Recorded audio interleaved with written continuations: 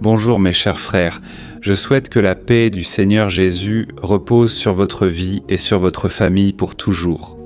Amen. Je suis le Prêtre Antonio Junior, et c'est par la miséricorde du Seigneur que je suis ici avec vous à nouveau. Frères, nous avons affronté de nombreuses batailles et l'ennemi s'est opposé à nous, tandis que notre nation traversait aussi des temps difficiles.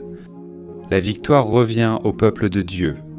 Quand nous faisons confiance à Jésus, quand nous plaçons notre foi dans le Seigneur, il garantit notre victoire. Je veux te le prouver aujourd'hui en partageant une parole que le Saint-Esprit m'a donnée.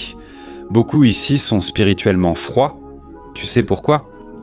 Parce qu'à un moment donné de votre parcours, vous vous êtes refroidi avec les gens, vous vous êtes éloigné des personnes, à cause de la déception, des mensonges et de la jalousie. Et puis, à un moment donné, cela a blessé votre cœur, et vous avez perdu la foi en les gens. Mais je veux te montrer ici aujourd'hui que, si tu gardes ton attention sur la bonne personne, qui est le Seigneur Jésus-Christ, tu ne tomberas jamais. Et toi qui es éloigné, tu vas revenir dans la présence de Dieu aujourd'hui, parce que Dieu va te parler. Je priais ici quand le Saint-Esprit a vivement brûlé dans mon cœur. Que beaucoup d'entre vous aujourd'hui seront guéris dans leurs émotions, guéris physiquement aussi, mais surtout dans leur cœur. Aujourd'hui est un jour de guérison. Amen, gloire à Dieu. Abonnez-vous à ma chaîne avant que je lise le verset. Il suffit de cliquer sur le bouton s'abonner et à côté, une petite cloche va apparaître. Cliquez sur cette cloche et sélectionnez l'option toutes, d'accord ? Parce que je ne veux pas que vous manquiez aucune vidéo. Et je crois que cela va être très important pour votre croissance spirituelle. Ces paroles que je veux vous apporter chaque jour, d'accord ? Frère, j'étais ici en train de réfléchir à la vie de Moïse. Moïse a été beaucoup utilisé par Dieu, mais comme nous, il était faillible et a commis des erreurs. Et il a dû apprendre à surmonter les épreuves. Mais ce que je remarque, c'est que chaque fois que Moïse détournait son attention de Dieu, il en payait un prix élevé, frère. De même, dans notre vie, quand nous perdons le focus et détournons les yeux de Jésus, nous commençons à sombrer, n'est-ce pas ? Pierre a marché sur l'eau, mais face au vent et à la tempête, il a détourné son attention de Jésus et a commencé à sombrer, criant pour demander miséricorde. Il a crié à l'aide et Jésus l'a aidé à marcher sur l'eau jusqu'à ce qu'ils montent ensemble dans la barque. Frère, Moïse, lors de sa première tentative de résoudre les problèmes par ses propres moyens, c'était quand il avait déjà conscience qu'il était hébreu, et il s'est révolté en voyant les Égyptiens punir ses propres frères. C'est alors qu'il a fini par tuer un Égyptien. Et à cause de cela, le Pharaon s'est mis en colère contre lui et voulait tuer Moïse. Moïse, n'ayant pas le choix, s'est enfui dans le désert. Et il est resté 40 ans, frère, 40 ans, dans ce désert, à s'occuper des brebis. Évidemment, tout cela faisait partie du plan de Dieu. Dieu a permis cela parce que, plus tard, Moïse allait conduire les brebis égarées d'Israël, ce peuple rebelle, ce peuple envers lequel Moïse devrait faire preuve de beaucoup de patience, de beaucoup de calme. La Bible dit qu'après avoir traversé ce désert, il est devenu la personne la plus humble de la terre. Frère, j'imagine ce que Moïse a ressenti durant ces 40 ans. Il a sûrement pensé « j'ai été stupide et imprudent. Pourquoi ai-je voulu tout régler moi-même » Vous voyez ? Mais la miséricorde de Dieu a touché Moïse grâce au Seigneur. Parce que la Bible dit dans le livre des Lamentations que si ce n'était pas les miséricordes de Dieu, nous serions consumés d'abord par nos propres péchés. Imaginez si ce n'était pas la miséricorde de Dieu, frère, dans notre vie. Nous serions déjà en enfer, condamnés pour toujours. Un jour, Dieu a envoyé Jésus mourir pour nous par amour du monde. Désormais, quiconque croit en lui a la vie éternelle et n'est plus condamné. Frère, c'est l'amour de Dieu pour nous. Sans les miséricordes de Dieu, nous serions consumés par les problèmes, la tristesse et les déceptions. Frère, j'ai récemment traversé un grand désert dans ma vie. L'ennemi s'est levé d'une manière que je ne connaissais pas encore, vous savez. J'ai traversé une grande affliction et ma femme m'a soutenu par la prière et l'encouragement. Une autre chose m'a aussi fortifié. Je suis allé à l'église et Dieu a utilisé les gens pour m'encourager. Plusieurs m'ont dit « Pasteur, vous êtes là » ou « Donnez-moi un câlin ». Les gens disaient « Pasteur, vous ne savez pas à quel point Dieu vous a utilisé à travers vos prières et vidéos de l'après-midi sur la chaîne. » Et cela, frère, c'était la foi, vous savez, et j'ai recommencé à regarder vers Jésus. Pendant un bref instant, j'ai regardé les circonstances. Pendant un bref instant. J'ai été attaqué dans mon esprit, car c'est là que se trouve le champ de bataille, frère.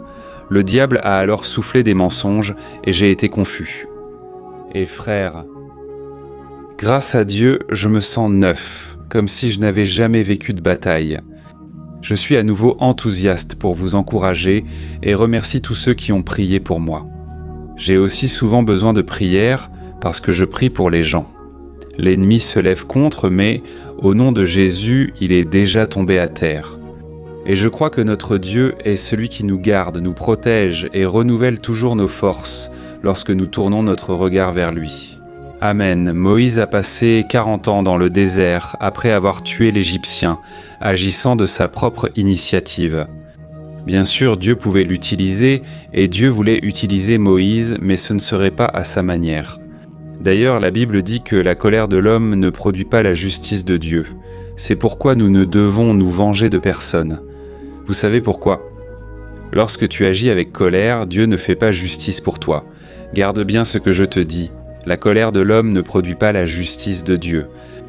Alors n'agis pas contre les gens, ne fais rien par ta propre force, car cela empêchera Dieu d'agir. Je me souviens d'une fois, mon frère, où une personne a fait quelque chose de très mauvais contre moi, tu sais, par pure jalousie, par vraie méchanceté. Longtemps, j'ai eu du mal à pardonner, frère, car c'était une énorme trahison.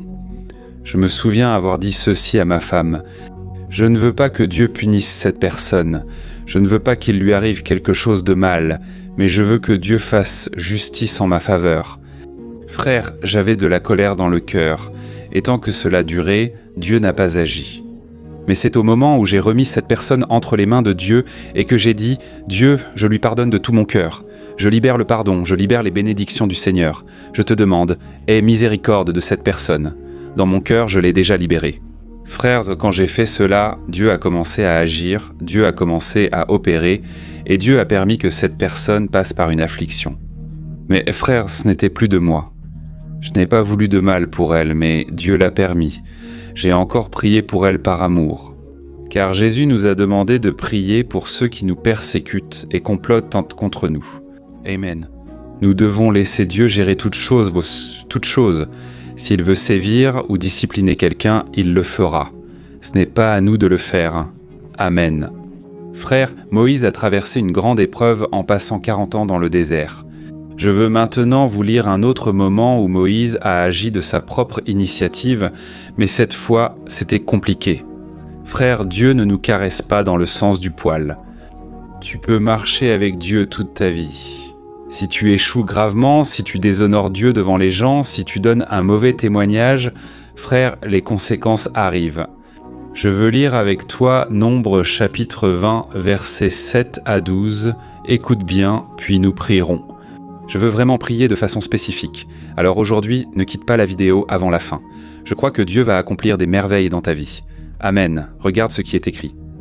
Dieu a dit à Moïse: « Toi et Aaron prenez le bâton et rassemblez tout le peuple pendant qu'il regarde. Parlez à ce rocher là-bas, et il en jaillira de l'eau. Vous ferez sortir assez d'eau du rocher pour étancher la soif de toute la communauté et de leurs animaux. » Et Moïse fit alors comme Dieu l'avait ordonné. Il prit le bâton et ensuite lui et Aaron firent appeler le peuple pour se rassembler devant le rocher. « Écoutez, bande de rebelles, cria Moïse. Devons-nous faire jaillir de l'eau de ce rocher pour vous ? » Alors Moïse leva la main et frappa le rocher 2 fois avec le bâton, et beaucoup d'eau jaillit. Toute la communauté et leurs animaux burent jusqu'à étancher leur soif. Mais le Seigneur dit à Moïse et à Aaron: « Puisque vous n'avez pas eu confiance en moi pour montrer ma sainteté aux Israélites, vous ne pourrez plus conduire ce peuple vers la terre promise. Regardez mes frères, le niveau et le prix payé par Aaron et Moïse, ils n'ont pas pu entrer dans la terre promise. Pourquoi ? Parce que Dieu leur avait dit: « Écoutez, vous allez parler au rocher, et le rocher fera jaillir de l'eau. Vous allez simplement lui donner un ordre, et il fera jaillir de l'eau. Au lieu de cela, Moïse, très en colère, a rassemblé tout le monde et a dit aux gens : « Vous, rebelles, vous, désobéissants, vous vous plaignez toujours dans ce désert, disant qu'il n'y a pas de grenades, pas de fruits, pas de nourriture, pas d'eau dans ce désert. Maintenant, vous allez voir. » Et alors Moïse a frappé 2 fois le rocher, et Dieu a accompli sa parole. De l'eau a jailli du rocher. Mais frères, ce peuple désobéissant a profité de la bénédiction. Ce peuple s'est rassasié jusqu'à étancher sa soif. Mais Moïse et Aaron ne sont pas entrés dans la terre promise. Frères, laissez-moi vous dire une chose à tous. Nous devons arrêter de nous concentrer sur ce que les gens font et nous concentrer sur ce que Dieu veut faire. Amen. Aujourd'hui, frères, la principale stratégie du diable est de détourner les gens de leur but.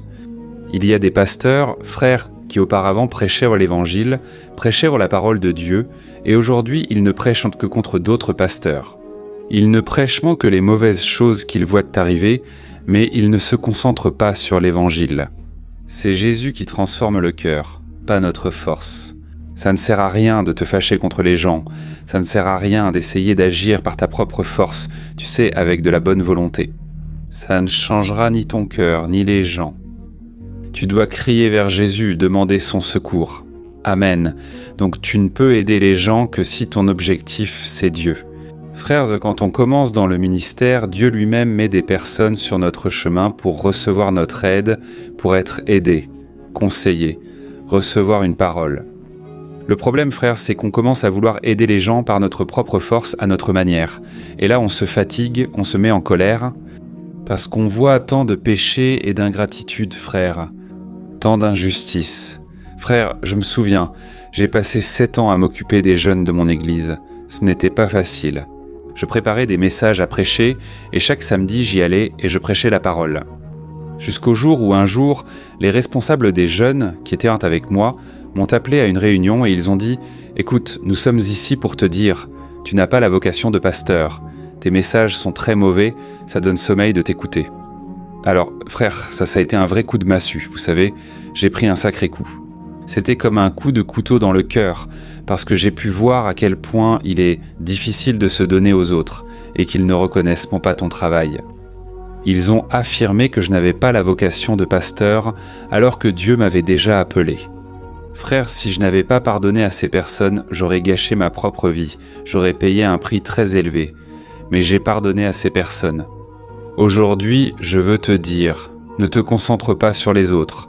Ils te blesseront, te trahiront et ignoreront tes efforts. Mais Dieu connaît ton cœur. Amen.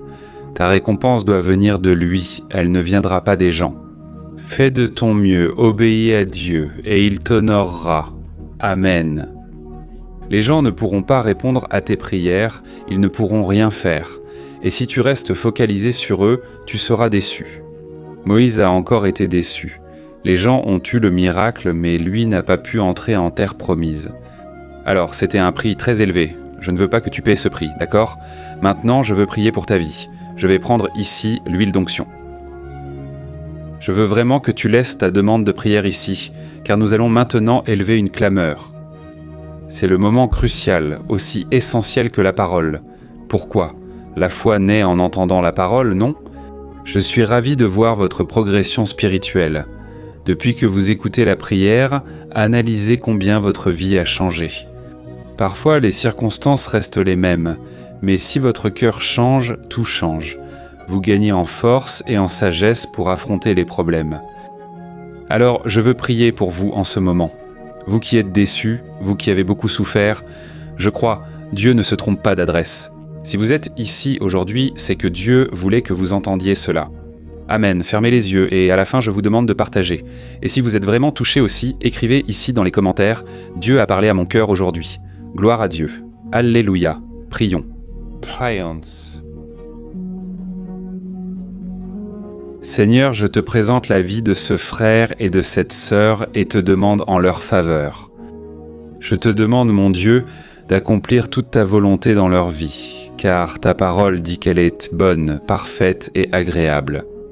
Mais cela ne se réalise que lorsque nous sommes dans l'obéissance, lorsque nous obéissons à ta voix.